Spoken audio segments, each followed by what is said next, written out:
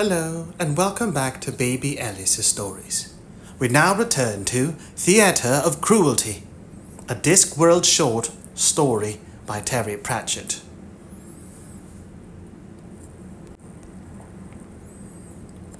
It was a fine summer morning, the kind to make a man happy to be alive, and probably the man would have been happier to be alive. He was, in fact, dead. It would be hard to be deader without special training. "Well now," said Sergeant Cullen, Ankh-Morpork City Guard Night Watch, consulting his notebook. "So far, we have cause of death as A. Being beaten with at least one blunt instrument, B. Being strangled with a string of sausages, and C. Being savaged by at least two animals with big sharp teeth.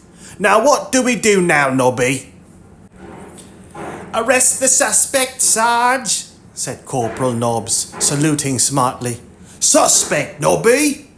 "Him," said Nobby, prodding the corpse with his boot. "I call it highly suspicious, being dead like that. He's been drinking too. We could do him for being dead and disorderly." Colin scratched his head. Arresting the corpse offered, of course, certain advantages, but "I reckon," he said slowly, "that Captain Vimes will want this one sorted out. You'd better bring it back to the watch house, Nobby." "And then we can eat the sausages, Sarge," said Corporal Nobbs. It wasn't easy being the senior policeman in Ankh-Morpork, greatest of cities of the Discworld.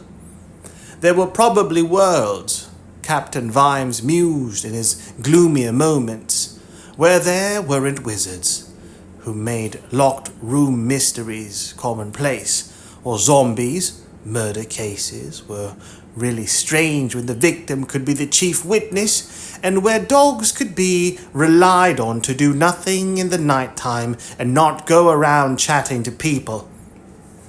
Captain Vimes believed in logic, in much the same way as a man in a desert believed in ice, i.e., it was something he really needed, but this just wasn't the world for it. For just once, he thought, it'd be nice to solve something. He looked at the blue-faced body on the slab and felt a tiny flicker of excitement. There were clues. He'd never seen proper clues before. "Couldn't have been a robber, Captain," said Sergeant Cullen. "The reason being his pockets were full of money. $11. "I wouldn't call that full," said Captain Vimes. "It was all in pennies and halfpennies, sir. I'm amazed his trousers stood the strain. And I have cunningly detected the fact that he was a showman, sir. He had some cards in his pocket, sir. Chas Slumber, children's entertainer." "I suppose no one saw anything," said Vimes. "Well, sir," said Sergeant Cullen helpfully, "I told young Constable Carrot to find some witnesses." "You asked Corporal Carrot to investigate a murder all by himself," said Vimes. The sergeant scratched his head. "And he said to me, did I know anyone very old and seriously ill?" And on the magical Discworld, there is always one guaranteed witness to any homicide. It's his job. Constable Carrot, the watch's youngest member, often struck people as simple. And he was incredibly simple.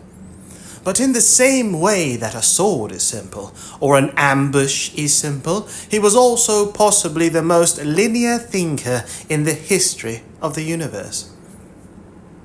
He'd been waiting by the bedside of an old man who'd quite enjoyed the company, and now it was time to take out his notebook. Now I know you saw something, sir, he said. You were there. Well, yes, said Death. I have to be, you know, but this is very irregular. You see, sir, said Corporal Carrot, as I understand the law, you are an accessory after the fact, or possibly before the fact. Young man, I am the fact. And I am an officer of the law, said Corporal Carrot. There's got to be a law, you know. You want me to grass someone up, drop a dime on someone, sing like a pigeon? No one killed Mr. Slumber. I can't help you there. Oh, I don't know, sir, said Carrot. I think you have. Damn. Death watched Carrot leave, ducked his head as he went down the narrow stairs of the hovel. Now then, where was I? Excuse me, said the wizened old man in the bed. I happen to be 107, you know. I haven't got all day. Ah, yes, correct. Death sharpened his scythe. Sink, sink. It was the first time he'd ever helped the police with their inquiries. Still, everyone had a job to do. Corporal Carrot strolled easily around the town. He had a theory. He'd read a book about theories. You add up all the clues and you got a theory. Everything had to fit. There were sausages. Someone had to buy sausages. And then there were pennies. Normally, only one subsection of the human race paid for things in pennies.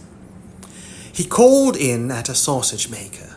He found a group of children and chatted to them for a while. Then he ambled back to the alley, where Corporal Nobbs had chalked the outline of the corpse on the ground, colouring it in and adding a pipe and a walking stick and some trees and bushes in the background. People had already dropped 7p in his helmet. He paid some attention to the heap of rubbish at the far end, and then sat down on a busted barrel. All right, you can come out now, he said to the world at large. I didn't know there were any gnomes left in the world. The rubbish rustled. They trooped out. The little man with the red hat, the hunched back and the hooked nose, the little woman in the mob cap carrying the even smaller baby, the little policeman, the dog with the ruff around its neck, and the very small alligator. Corporal Carrot sat and listened. He made us do it, said the little man. He had a surprisingly deep voice.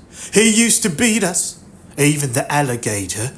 That was all he understood, hitting things with sticks. And he used to take all the money the dog Toby collected and get drunk. And then we ran away and he caught us in the alley and started on Judy and the baby and he fell over and... Who hit him first? Said Carrot. All of us. But not very hard, said Carrot. You're all too small. You didn't kill him. I have a very convincing statement about that. So I went and had another look at him.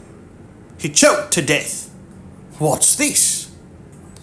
He held up a little leather disc. It's a swazzle, said the little policeman.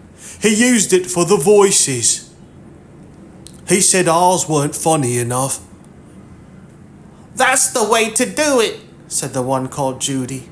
It was stuck in his throat, said Carrot. I suggest you run away, just as far as you can.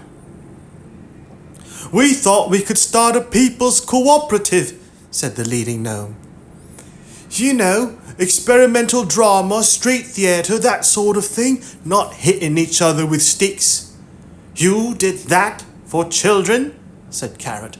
He said it was a new sort of entertainment. He said it'd catch on. Carrot stood up and flicked the swazzle into the rubbish. People'll never stand for it, he said. That's not the way to do it.